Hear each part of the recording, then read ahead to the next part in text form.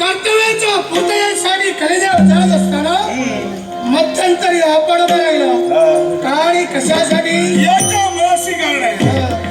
याच ब्रह्मांडाच्या ठाई मनाच्या ठाई अहंपणा निर्माण करून साऱ्या देवतांना जुगारून आज या ब्रह्मांडात अहंकाराचं वातावरण निर्माण करणे मत्स्य कारण. हे युग माझा युगाचा युग पुरुष हा कलिदेव आहे. आणि या माझ्या अस्तित्व निर्माण करण्यासाठी मी जातो. हे कलिदेवा युग जरी तुझं असलं तरी सुद्धा या ब्रह्मांडाच्या ठाई अहंकाराचं वातावरण निर्माण करणे मत्स्य कारण. कली म्हणजे अहंकार, कली म्हणजे मी. आणि हा कली चिठा नाही तिचा स्वतःचं अस्तित्व निर्माण केल्याशिवाय राहणार नाही. मला मृत्यूलोकात प्रवेश करायचा आहे. मार्ग सोडा. हे कलिदेवा विश्वाच्या ठाई मी ज्याच्या वेळी घडला गेला ज्याच्या मनाच्या ठाई मी आणि अहंपणा निर्माण झाला त्या प्रत्येकाला त्याची मर्यादा दाखवून देण्यासाठी प्रत्यक्ष कैलासीचा देव तिथं आलेला आहे. आणि दुसरी गोष्ट विश्वाच्या ठाई लय करती देवता विश्वाचा आदिपुरुष मी आहे. अर्थात या विश्वाच्या ठाई जिथं अहंकार निर्माण होईल त्या अहंकाराचा निर्मूलन करून प्रत्येकाला मर्यादा दाखवून देण्यासाठी कैलासीचा देव मार्गात उभा भेटलं. तुझ्या तत्वासाठी जगत असशील तर कली स्वतःच्या तत्वासाठी जगतोय. आणि या तत्वाचा संघर्ष हा देव जर मध्यंतरी असेल तर या देवाच्या दैवी तत्वाला सुद्धा भाव शरीर केल्याशिवाय राहणार नाही. पण यावेळी तुझ्या नेत्रासमोर उभा आहे तो कैलासचा देव विश्वाचा आदिपुरुष. आणि याचा माझ्या दैवी तत्वावर कोणत्या त्यांना तू मार करतोय? योगेश्वरा श्री नटेश्वराचा गरजा जय जयकार, गरजा जय जयकार. योगेश्वरा श्री नटेश्वराचा गरजा जय जयकार, गरजा जय जयकार. धन्य शिवशंभू अवतार, धन्य शिवशंभू अवतार, धन्य शिवशंभू अवतार.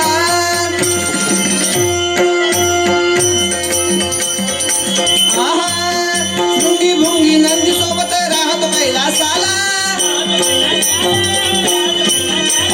दर्शन देऊन पावन करीतो आपल्या दासाला.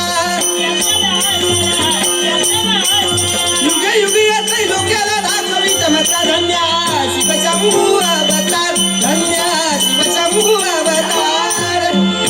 ओम नमः शिवाय.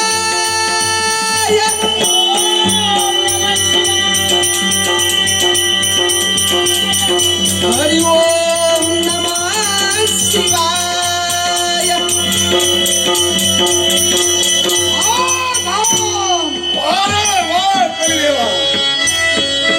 युद्ध कहाणी कशासाठी थांबली? कलीचा थांबवलं रित्या असताना माघारी जाणारच नाही. या माझ्या युगात मी प्रवेश केल्याशिवाय राहणार नाही. आणि तो कोणत्या मार्गाला असेल तर ऐक. पहिला मार्ग भक्ती मार्ग होय. या समस्त विश्वाच्या ठाई याच्या अगोदर नवविधा प्रकारानं सात्विक भक्ती हे भक्त करत होते. पण या कलियुगात भक्ती होईल पण ती कशा स्वरूपाची? स्वतःच्या स्वार्थाची भक्ती. केवळ माझंच हित व्हावं अशी अघोरी भक्ती या कलियुगात मरत मानव करणार आहे. दुसरा मार्ग ज्ञान होय.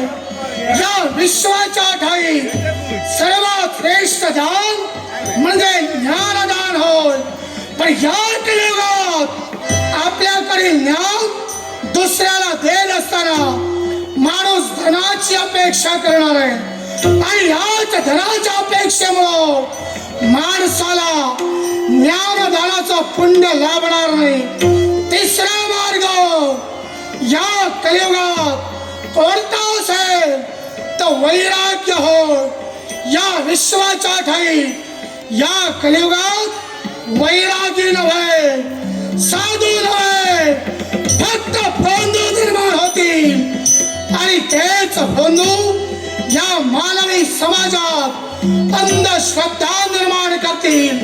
अरे सुशिक्षित माणसाच्या अंधश्रद्धेपेक्षा ऐक, या विश्वाच्या ठाई सुशिक्षित माणसात अंधश्रद्धा निर्माण होईल आणि याच्यामुळेच घराघरात कलह, गावात गावात कलह, राष्ट्रात कलह, तत्वात कलह.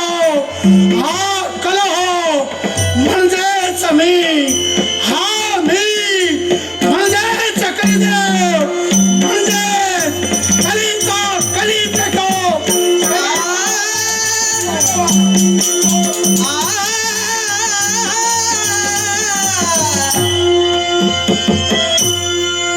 ओम ब्रह्मणे ब्रह्मस्वरूपाय स्वाहा.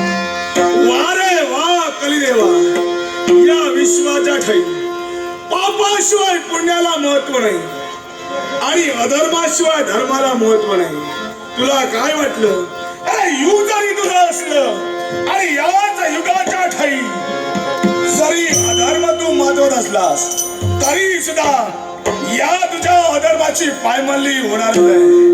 पण देवतांना सुद्धा मर्यादा आहेत आणि म्हणूनच मूर्त स्वरूपान हा कैलासीचा रे या कलियुगाच्या ठाई वाहू शकत नाही.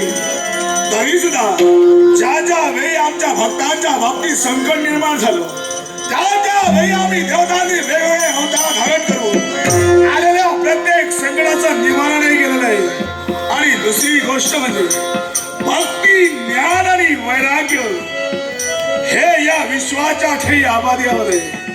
एवढंच कशाला, भक्ती तत्व सतेज आहे आणि तेच भक्ती तत्व याच्याही पुढं सतेजच राहणार आहे.